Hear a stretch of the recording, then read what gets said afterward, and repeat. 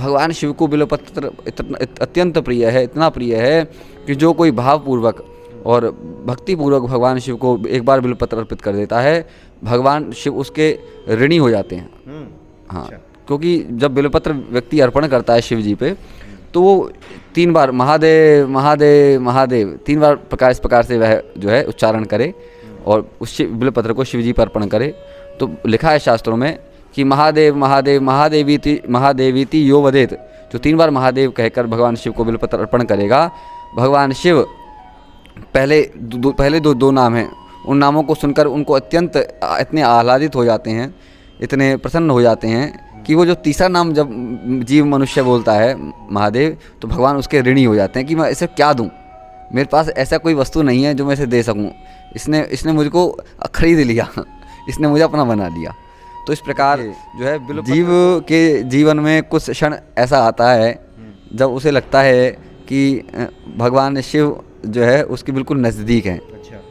तो भगवान शिव जो हैं वो बहुत उदार भाव प्रवृत्ति के हैं और वो जरा सी सेवा से ही रिझ जाते हैं।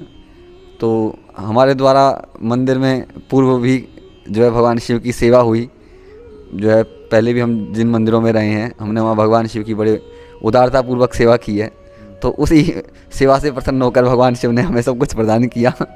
हमें जो कुछ भी जो है प्राप्त हुआ मिला है। सबसे सुंदर उपाय मैं आपको कहूँगा कि गोस्वामी तुलसीदास जी महाराज के द्वारा रचित एक पुस्तक है, एक ग्रंथ है जिसका नाम है विनय पत्रिका। विनय पत्रिका। उस विनय पत्रिका में श्री गोस्वामी तुलसीदास जी ने भगवान शिव के जो है बड़े अनुराग पूर्वक जो है 12 पद गाए हैं। 12 पदों में उन्होंने भगवान शिव की बड़ी सुंदर दिव्य स्तुति की है। तो जो कोई मनुष्य जिसके जीवन में कोई भी कामना हो, किसी भी कामना से कोई भक्त भगवान शिव को उन 12 पदों के द्वारा स्तवन करता है, उनकी स्तुति गाता है, तो उसकी तत्काल उसकी मनोकामना भगवान शिव पूर्ण कर देंगे। भगवान शिव को 5 स्तोत्र अत्यंत प्रिय हैं, जिनमें सबसे पहले जो स्तोत्र है वह है रुद्राष्टक। गोस्वामी तुलसीदास जी महाराज के द्वारा रचित यह रुद्राष्टक।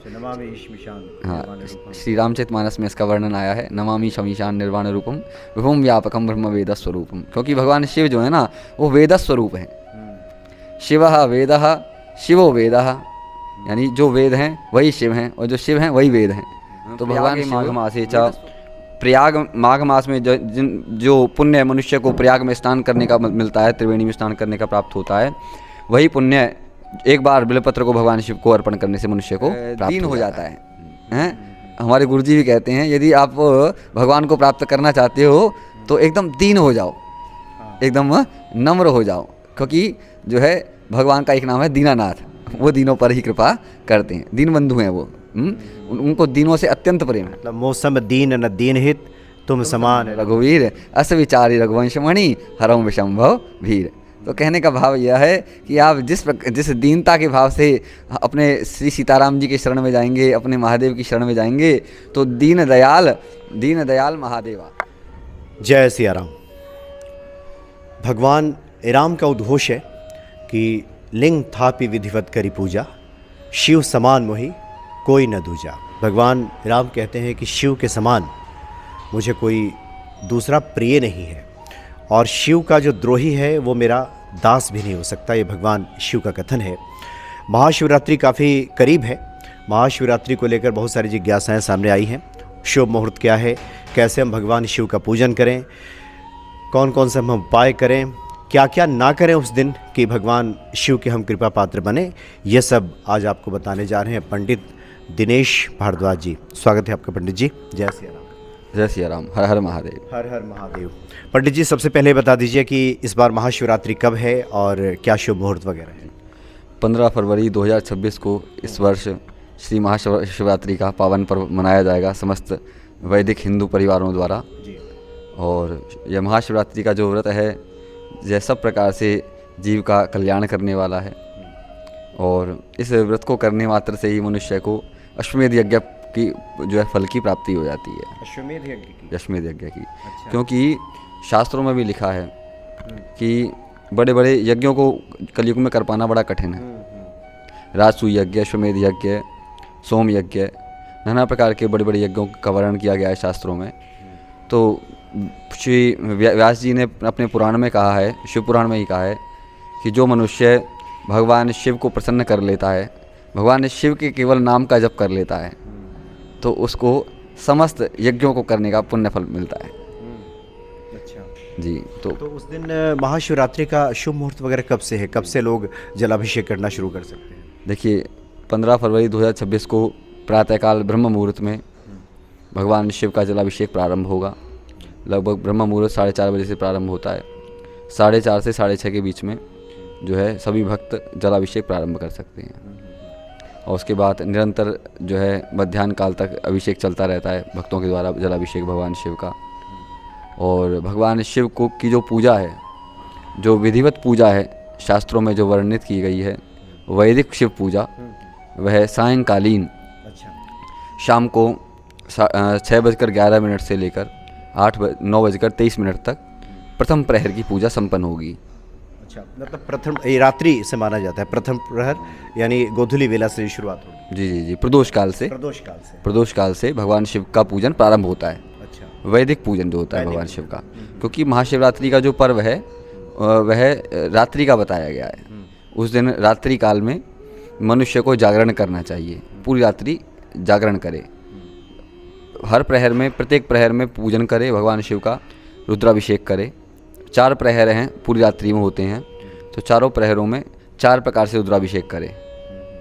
और रुद्राभिषेक के उपरांत जो समय बचे, जैसे 2 घंटे अगर रुद्राभिषेक में लगे हैं तो 1 घंटा बचता है एक प्रहर में, उस प्रहर में भगवान के नाम का संकीर्तन करे। अच्छा, हाँ, नमः शिवाय का जप करे, और साथ ही साथ शिवरात्रि की जो कथा है उसका जो है स्वाध्याय करे, शिवरात्रि कथा को पढ़े, और भगवान को सुंदर सुंदर नैवेद्य का भोग लगाए चारों प्रहरों में, अलग अलग चीज़ों का, किसी में चूरमे का भोग लगाए।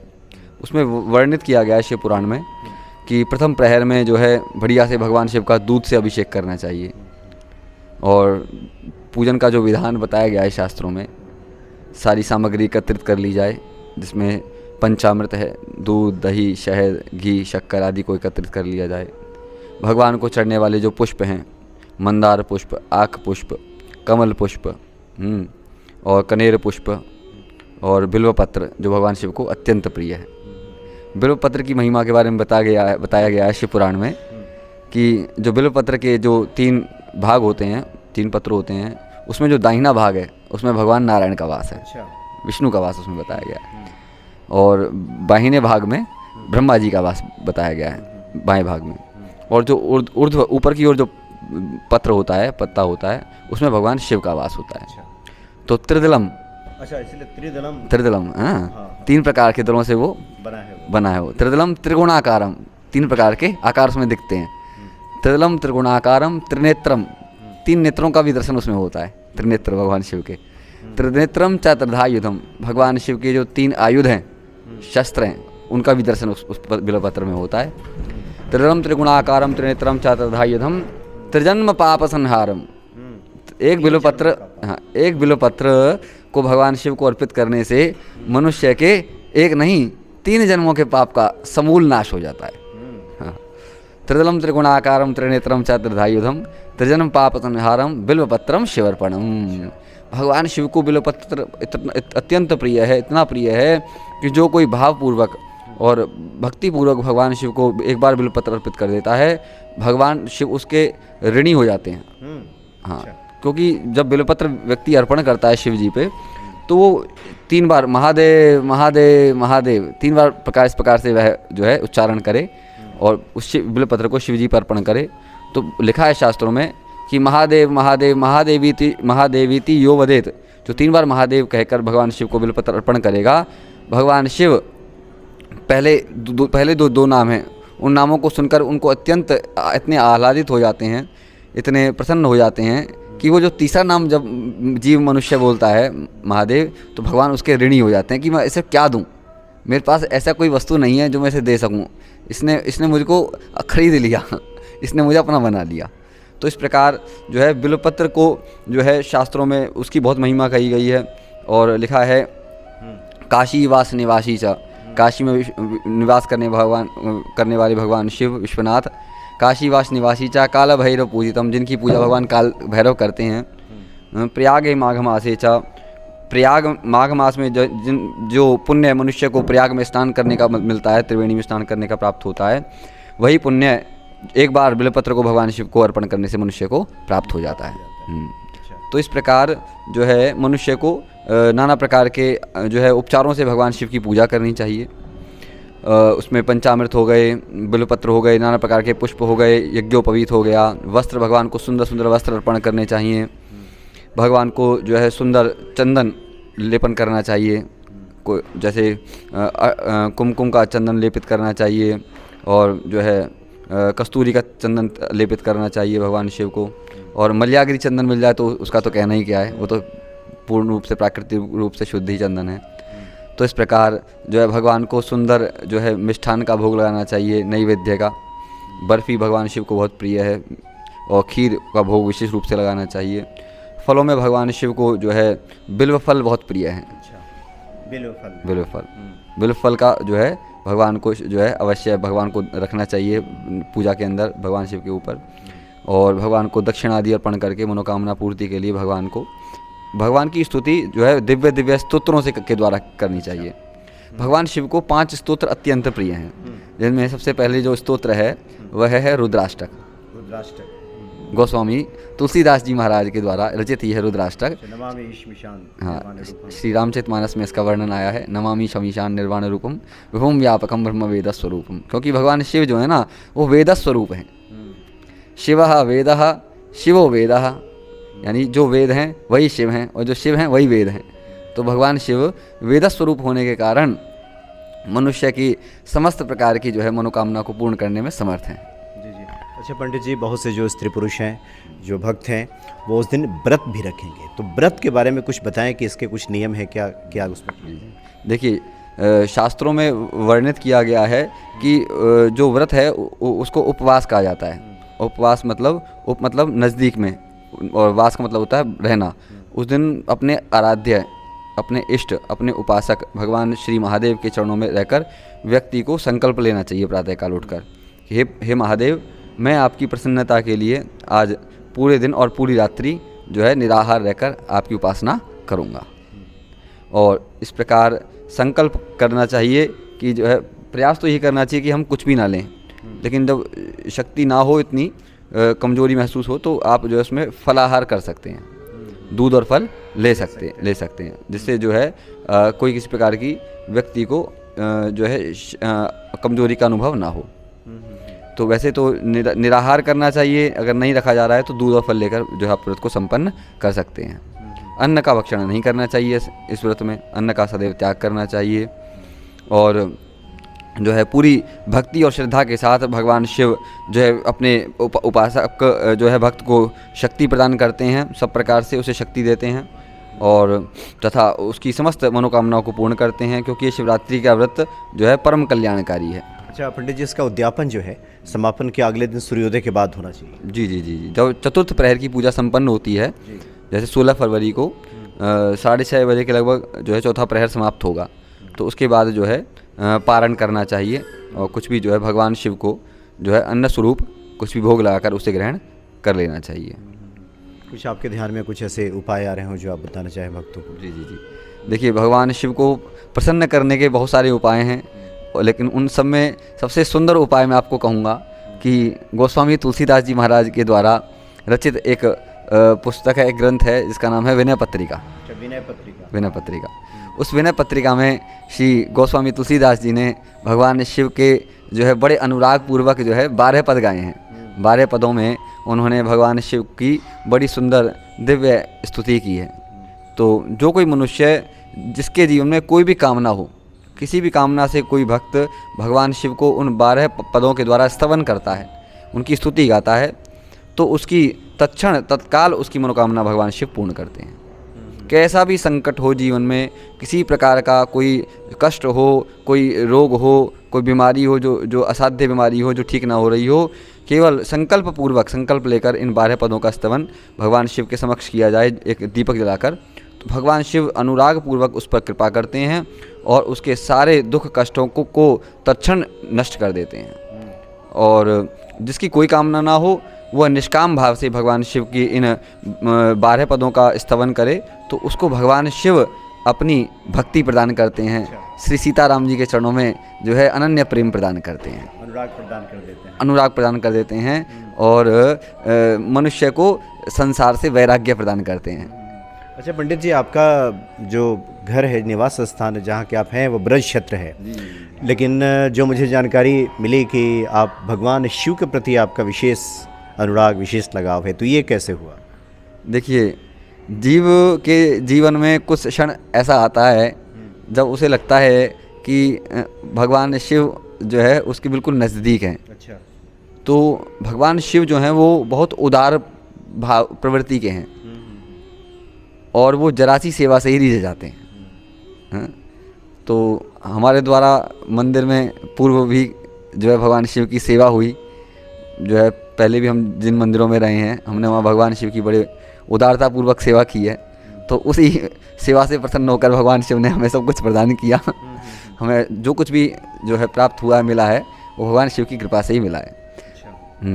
और हम ये चाहते भी हैं कि जीवन के अंतिम क्षण तक भगवान शिव की जो है चरण सन्निधियों में प्राप्त होती रहे, भगवान शिव के चरणों में हमें जो है सेवा का अवसर प्राप्त होता रहे।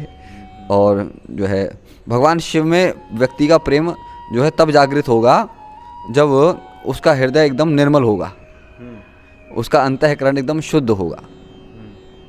क्योंकि जो है जब राम जी में आप प्रेम करेंगे तो राम जी शिव जी की भक्ति प्रदान कर देंगे, और आप जब शिव जी से प्रेम करेंगे तो आपको राम जी की भक्ति स्वतः ही प्राप्त हो जाएगी। राम जी अपने आप जो है ऑटोमेटिकली अपना प्रेम प्रदान कर देंगे। आपने पिछली बार कहा था कि भगवान शिव जब कृपा करते हैं तो व्यक्ति बहुत ही सहज हो जाता है, क्या तात्पर्य है इसका? देखिए, सहज होने का भाव यह है कि जो है मनुष्य को संसार में अपने इष्ट और अपने आराध्य का ही दर्शन होता है। अच्छा। सहज जब जीव हो जाता है, सरल हो जाता है, उदार हो जाता है, तो उसका किसी से राग द्वेष नहीं रहता, वह राग द्वेष से मुक्त हो जाता है। और भगवान को वही जीव प्रिय है जो राग और द्वेष से मुक्त हो। और सहज का अर्थ यह भी कह सकते हैं आप कि व्यक्ति सर्वरूप सर्वमय अपने आराध्य को सब में देखता है। अच्छा। महादेवः सर्वम, उसकी दृष्टि में सब महादेव ही होते हैं। वो जिसमें भी दर्शन करेगा उसको अपने महादेव का ही दर्शन होगा, इष्ट का ही दर्शन होगा। तो सहज भगवान शिव स्वयं हैं, सरल भगवान शिव स्वयं हैं, तो जो गुण भगवान में स्वयं हैं वही उनके उपासक भक्त के अंदर प्रवेश कर जाते हैं। और जीव जब सहज हो जाता है, सरल हो जाता है, तो जो है वह विनम्र बन जाता है, वह एकदम दीन हो जाता है। हमारे गुरुजी भी कहते हैं यदि आप भगवान को प्राप्त करना चाहते हो तो एकदम दीन हो जाओ, एकदम नम्र हो जाओ, क्योंकि जो है भगवान का एक नाम है दीनानाथ, वो दीनों पर ही कृपा करते हैं, दीन बंधु हैं वो। उनको दीनों से अत्यंत प्रेम है। मतलब मौसम दीन न दीन हित तुम समान रघुवीर अस विचारी रघुवंश मणि हरम विशंभव भीर। तो कहने का भाव यह है कि आप जिस दीनता के भाव से अपने श्री सीताराम जी के शरण में जाएंगे, अपने महादेव की शरण में जाएंगे, तो दीन दयाल महादेवा उनको कहा जाता है। सब प्रकार से दीनों के दयाल हैं वो। सारे भक्तों के कष्ट को हरने वाले हैं। और भगवान शिव जैसा औगरदानी भी कोई संसार में नहीं हुआ।